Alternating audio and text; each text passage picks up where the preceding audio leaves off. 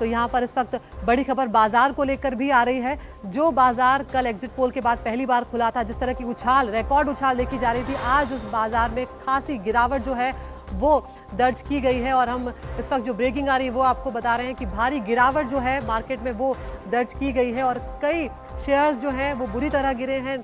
खासा नुकसान भी आज देखने को मिल रहा है। जो निवेशक हैं, निवेशकों के 10.2 लाख करोड़ रुपए जो हैं वो आज डूब गए हैं, क्योंकि यहाँ पर बाजार जो है वो सेंटिमेंट्स पर चलता है। तो जिस तरह के सेंटिमेंट्स कल एग्जिट पोल के थे वो आज पूरी तरह से एग्जिट पोल के नतीजे उलट यहाँ पर हुए हैं। सेंसेक्स 4,390 अंक गिरकर 72,079 पर बंद हुआ है। तो आप देख सकते हैं बहुत बड़ी गिरावट जो है वो शेयर बाजार में देखने को मिली है। हमने सेंसेक्स की बात करी, पीएसयू बैंक्स जो है वो 15.14% तक टूटे हैं यहाँ पर। तो एक बड़ी गिरावट जो है वो यहाँ पर देखने को मिली है। जब हमने मार्केट एक्सपर्ट से बात की थी तो उन्होंने ये कहा था कि जब इस तरह से बाजार, सरकारें बदलती हैं तो मार्केट्स गिरते हैं, चढ़ते हैं, लेकिन कुछ वक्त के बाद ये सेटल हो जाते हैं। तो अब हमारे सहयोगियों का हम रुख करेंगे निधि और विकास का।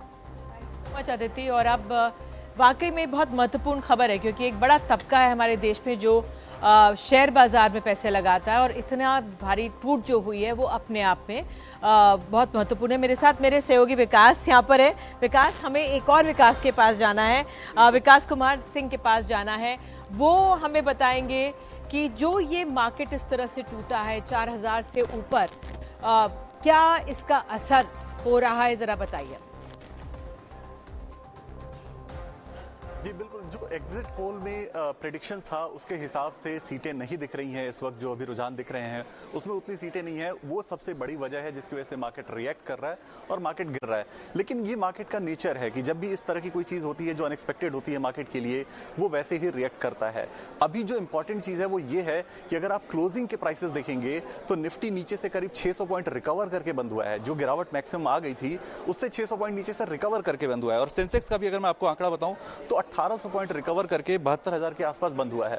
तो ये चीज ये दिखाती है कि मार्केट नीजर्क रिएक्शन दे रहा था इनिशियली। जो एग्जिट पोल के नंबर्स थे उससे मैच जब रिजल्ट्स के नंबर नहीं हुए, जो रुझान आ रहे हैं वो नहीं हुए, तो नीजर्क रिएक्शन मार्केट में आया। लेकिन बाद में क्लोजिंग के वक्त में मार्केट में थोड़ी रिकवरी देखने को मिली। हालांकि निवेशकों के अच्छे खासे पैसे 10 लाख करोड़ के आसपास साफ हो गए, लेकिन ये रिकवरी के साथ मार्केट बंद हुए। और जितने एक्सपर्ट्स से हमने बात की उनका यही कहना था कि देखिए मार्केट ऐसी चीजों पर रिएक्ट करता है लेकिन नीजर्क रिएक्शन होते हैं। अल्टीमेटली जो ग्रोथ स्टोरी इंडिया की है वो इंटैक्ट है।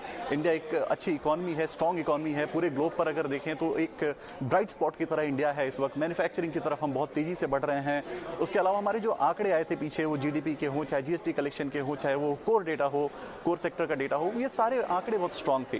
तो मार्केट कहीं जाने वाला नहीं है, ये एक्सपर्ट्स का मानना है। वो ये कह रहे हैं कि ठीक है, पॉलिटिकल इवेंट था, जो एक्सपेक्टेड नहीं था, जो एक्सपेक्टेड था उससे कम हुआ, लेकिन ये मार्केट का नीजक रिएक्शन है। थोड़े वक्त में मार्केट सेटल हो जाएगा। जो सेक्टर्स कल सबसे ज्यादा चढ़े थे, जैसे सरकारी कंपनियों के शेयर, पीएसयूज के शेयर, जो पीएससी इंडेक्स होता है, वो सबसे ज्यादा कल चढ़ा था और आज उसमें सबसे ज्यादा गिरावट देखने को मिली। तो मार्केट सिर्फ इसलिए रिएक्ट कर रहा है क्योंकि मार्केट की उम्मीद के हिसाब से चीजें नहीं हुई।